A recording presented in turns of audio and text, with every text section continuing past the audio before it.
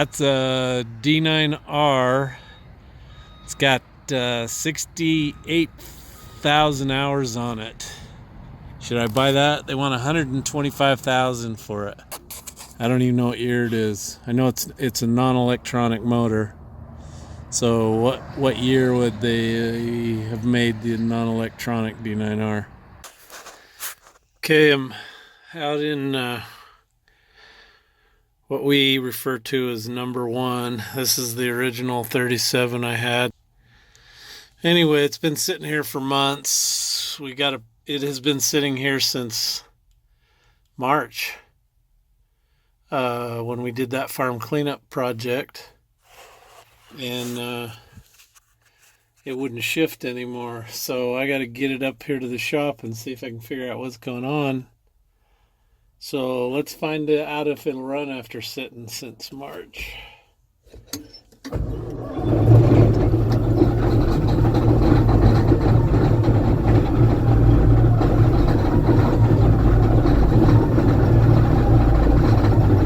So I got a problem here. You can see my sync light is on. See, this is the neutral run switch. When you put it in run, that will synchronize the rear transmission with the front. Anytime you flip it to neutral, that's exactly what it'll do, is it'll send that rear transmission to neutral. So I have bought a new solid state switch, and I'll show you what that is and what it does. It could be the solid state switch, or it could be the neutral run switch. I've never had this problem before, so this one's going to be fun to chase down. Okay, I have diagnosed the reason why the scraper won't shift and the sync light won't go out. This is the solid state switch, and it's bad. I was lucky enough a couple months ago to find one on eBay, and the reason I did was Cat wants a 7-week build time to manufacture this. But I have a son who works with programmable logic controllers, very smart young man, works with automation. I'm going to see if he can do the same thing, because that would be awesome, and it would be way cheaper and better than waiting 7 weeks. But I'm just damn glad that Cat would build that for me if I need it. All right, this is the rear transmission, and this is the main harness coming up from the tractor. And I believe this is an upshift solenoid. This one's down, or vice versa. This is the lube solenoid right here. Now the lube solenoid is the one that keeps you from having a disaster if it comes out of synchronization. It will kill the voltage to the lube solenoid, which kills the high pressure to the transmission, so none of the clutches can engage. Now this in here, this box, that's the synchronization switch on the rear transmission, and that's what helps it shift and synchronize with the front. And then if you'll notice, I don't know if you've seen some of my videos, you'll see that the backup alarm beeps every time that it downshifts. And the reason is the backup alarm is hooked up into the downshift circuit. So there's a momentary flash of voltage that goes to it that makes it beep every time it downshifts. Okay, this is the sync and slave switch out of the rear tranny on a 637. This is the old school technology. So what you've got here is reverse, neutral, first, second, third, and fourth. And then you've got 3 contacts here. This one with the S on it is the synchronization circuit. The middle one is downshift and the back one is upshift. So what happens with these is every time it gets a signal from the front transmission to shift, it sends a signal through these. Like if you were in neutral, it would send one to first, which would, since you're in neutral, would go through the upshift circuit. The transmission would shift, rotating this dial, killing the signal to the upshift, but maintaining the signal to the sync, so it would stay in sync. Then it would work just the opposite. If you were downshifting, it would go through the downshift side. As soon as this rotated and synchronized back to neutral, the synchronization light would, or the signal would keep the light shut off and keep the lube solenoid on. If at any time that you come out of synchronization, it will kill the power to this terminal here and kill the power to the lube solenoid, so you can't damage the transmission. So this is the old one, and she's looking kind of gooey and nasty. So I bought a brand new one. These are quite pricey. I think it was about $400. I'm going to put this one in and see if that cures my problem. Excellent way to test, isn't it? Just replace $400 parts. So I replaced my solid state switch, the run neutral switch, and the machine will shift in gears, but after a certain amount of time the sync light will start to glow red. So I came back here, and this is the lube solenoid, and I touched the coil and it burnt my finger. Anyway, so I unplugged it and the sync light quit glowing. So it's one of those days where you have like not one problem, not 2 problems, but 3 problems, and they decided all to happen at the same time. I wish it worked that way when I went and bought a lottery ticket. Okay, here we are. We got the solenoid back on. It won't burn your fingers now, so we're good. I think I got that one figured out.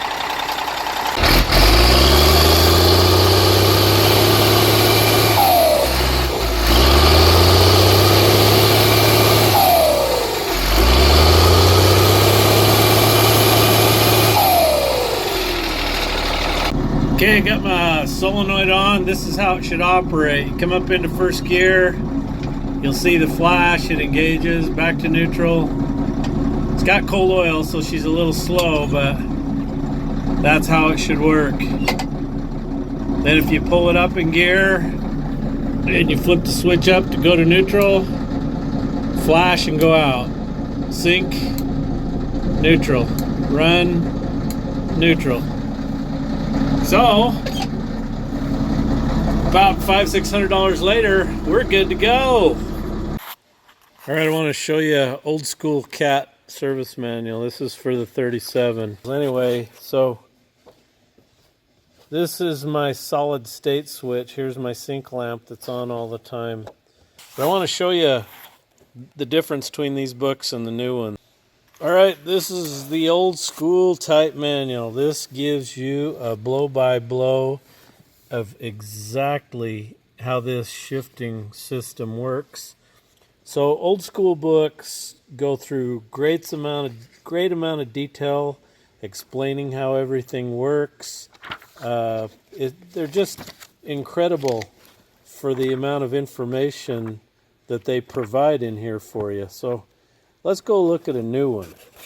Okay, here's the wiring diagram for a 637E model. Look at this nonsense. That's not at all as simple as the old one, is it? Okay, this is the tractor and scraper powertrain groups. They have lots of schematics and they kind of explain how things work. but you will not find a picture in here anywhere of them tearing a component down and showing you how that went back together. Absolutely nothing. Tons and tons of schematics and troubleshooting and electrical nonsense stuff. It's about, I don't know, 50% troubleshooting and electronic. Okay, these are the old school manuals. Look at this. The book is full of pictures showing you how to take stuff apart, how to put it back together. It's an incredible help for a person who knows nothing about it. I mean, even for a newbie mechanic at the cat store, this is an absolute invaluable piece of information, because how's he going to know this stuff? Just because you go to school doesn't mean you have a photographic memory and you know exactly how to put all this together or take it apart. And here's this very detailed manual telling you what tools you need, how to get it apart, what to look for, how it goes back together. Your new manuals just say, remove transmission, put new transmission in. Okay, this is the rear power pack assembly, and this particular scraper, this is a 300 horse direct inject turbocharged aftercooled 3306B model. Anyway, this whole unit comes out as a module. It just lifts up there, and there's a subframe down here. So your engine with the radiator, the hard nose, this is the transmission, oil reservoir, hydraulic tank, transmission, everything comes out as a complete module. So you can put any 637 module in here you want. Okay, this is the inside of a bowl on a 637. This is the ejector ram. Looks like I got some leakage here. This is the speed change valve. That's the transmission. There's the drive shaft to the differential. That's how they couple it together. You want to absolutely take care of these U-joints. Keep them greased constantly. Make sure the bolts are tight, because if you ever have a failure here, it will spin that drive line around, destroy your transmission housing, just beat the tar out of everything in here. So that's what it looks like. So this is the original power pack out of the filthy whore, and this is an old 3306. It's so old it's got the different style water pump. Basically this is a D333, but the transmission, the guy that owned it previously overhauled the transmission and he could never make it work.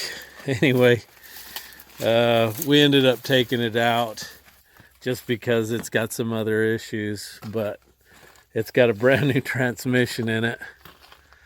But this is how they set in there on this rail here, and then here's the mounting bolts for the rear, and then some up in the front. Pretty simple to get out. It's a really cool design. I wish the front motors were that way. So this is my D343 bone pile. This is an old 343 out of an old 988. It's got the giant old fuel system on it.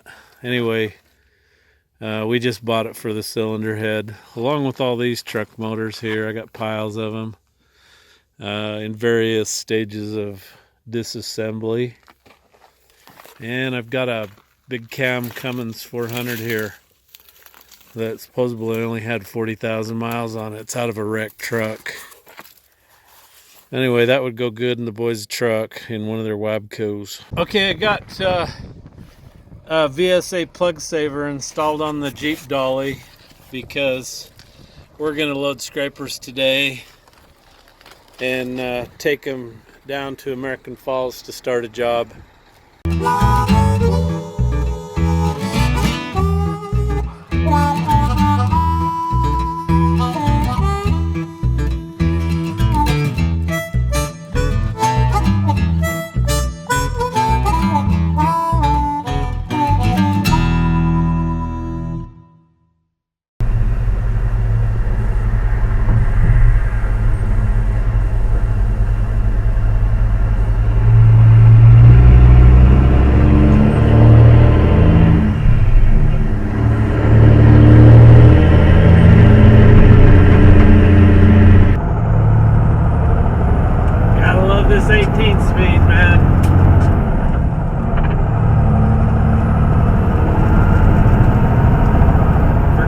on ramps like this where you can split your low range gears. It's just effing awesome.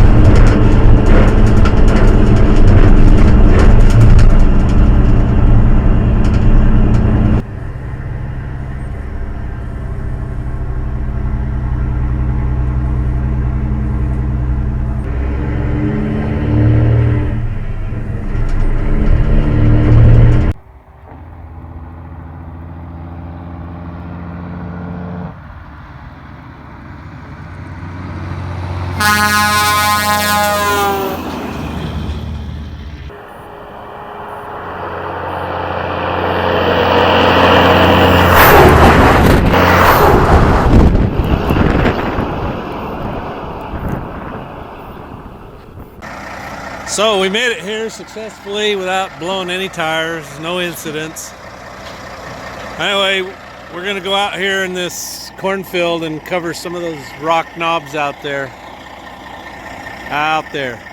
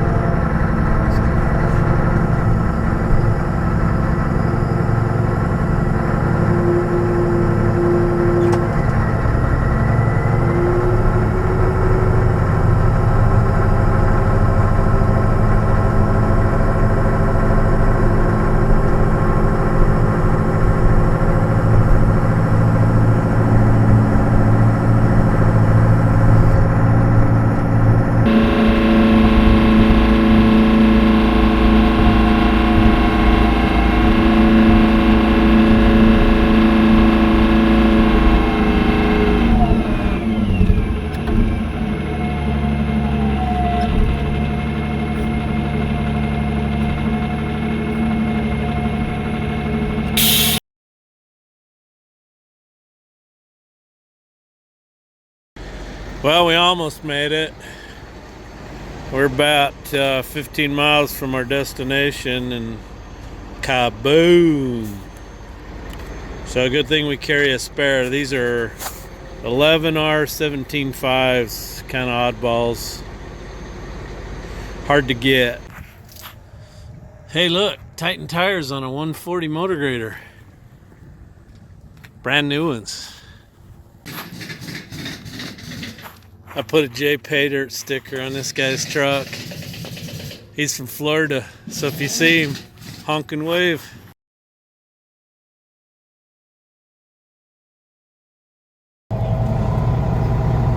So would that bother you if you're going down the freeway and you got that behind you? I guarantee you if you hit something hard, that's coming over that trailer and right through the cab, and you're dead meat.